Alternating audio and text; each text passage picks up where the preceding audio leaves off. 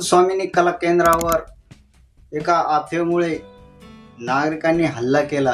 कलावंतांच्या डोळ्यामध्ये अश्रू अनावर झाले। या कला केंद्राचे मालक दादासाहेब मुसळे यांनी बीजे स्टार न्यूजची प्रतिक्रिया दिली आहे।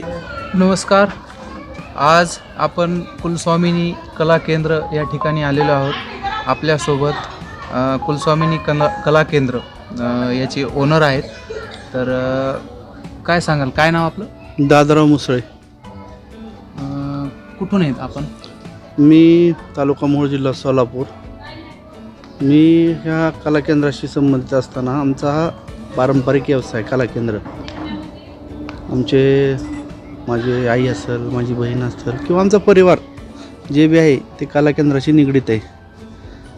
आणि आम्ही या संभाजीनगरमध्ये कला केंद्र टाकायचा उद्देश एकच होता की इकडच्या लोकांना कलाकारांची जाण आहे, हे आहे, ह्या हिशोबानं आम्ही संभाजीनगरमध्ये कला केंद्र टाकलं। तर ते काही कालच्या प्रकार जो झाला तो काही गैरसमजुतीतून लोकांना दिशाभूल करून ते लोकांनी आमच्या कला केंद्रावर हल्ला केला। आणि आम्ही त्यांना विचारलं, बाबा आम्ही असं जगण्याच्या साधनासाठी आम्ही इकडे आलेलो आहे। मग ते सरपंचाला भेटलो, गावाल्याशी भेटलो, पण त्यांनी आम्हाला सांगितलं की आमच्या गैरसमजुतीतून हा प्रकार झाला। वैयक्तिक भांडणं हा बाहेर रोडवर भांडणं झालेली, पण तो मुलगा कला केंद्रावर बचाव करण्यासाठी तो मुलानं आतमध्ये प्रवेश केला। त्याच्यामुळं त्यांना वाटलं की कला केंद्राशी संबंधित काय आमच्या गावातल्या लोकांना आमच्या कलाकारांनी मानला। आम्ही भटकंती लोक आहे साहेब, आम्ही उदरनिर्वाहासाठी इथं आलेलो आहे। आम्ही कशी भांडणं मारामाऱ्या करणं हे का आमचा पारंपरिक व्यवसाय नाही आहे। आमची संस्कृती कला दाखवणे, त्याच्यावर उदरनिर्वाह करणे हा आमचा उद्देश आहे। पण त्याला काय ते थोडंसं गालबोट लागलं, पण ते काय गैरसमजुतीतून झालेला प्रकार होता। त्यांना आम्ही निदर्शनास तो आणून दिला, त्याच्यामुळं हा विषय आता इथं संपलेला आहे।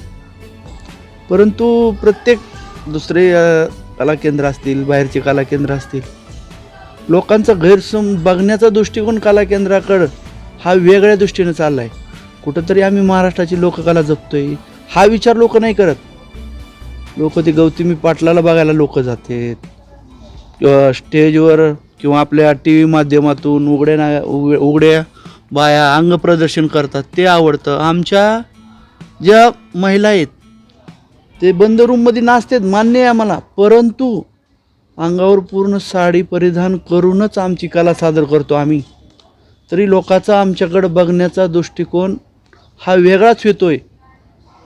आणि मायबाप जनतेला आणि प्रेक्षकाला एकच विनंती, किंवा आसपासच्या सर्व संभाजीनगर असू द्या, धाराशिव असू द्या, जे कला केंद्र जिथे जिथे बंद पडले ते आज 3,000 ते 3,500 महिला उपासमारीची वेळ आली त्यांच्यावर साहेब। तर हे कुठंतरी शासनानं तुम्ही आम्हाला निर्बंध लावा, तुम्ही तुमच्या चौकटीत आम्हाला सांगा की कला कशी सादर करायची, काय आम्हाला त्या दृष्टीनं आम्ही कला केंद्र उघडायचे प्रयत्न करू किंवा चालू करू। पण तुम्ही कुणाचं तरी ऐकून किंवा काही गोष्टी करून आमच्यावर हल्ले करणे किंवा या कला केंद्राच्या नावानं कुणाला जर थोडं जरी वाईट बोललं, आम्ही महिलेला ही करू नको, तो उठतो सुटतो, अर्ज द्यायला जातो, हे करतो। म्हणजे आम्ही आमची कला जोपासायची का नाही?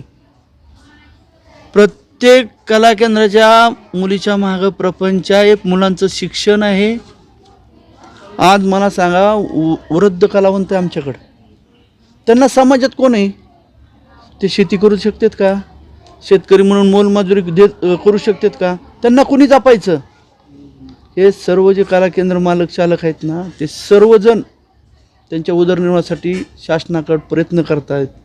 शासनाचं तर आमच्याकडे दुर्लक्ष आहेच, पण समाज घटकांनी बी आम्हाला वाळीत टाकलेले झाले। तर मायबाप कलाकारांनी आमचा बी विचार कुठेतरी करावा, एवढीच आम्हाला हात जोडून विनंती।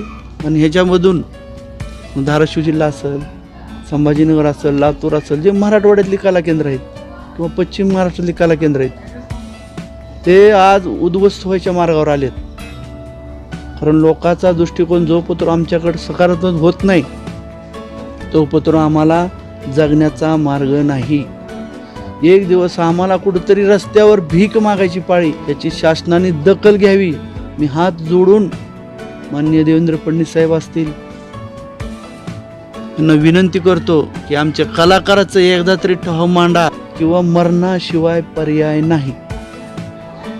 आम्हाला बी जगू द्या, आम्हाला बी जगण्याचा अधिकार द्या. एवढं सांगण्यासाठी मी आज तुमच्या समोर आलेलो आहे.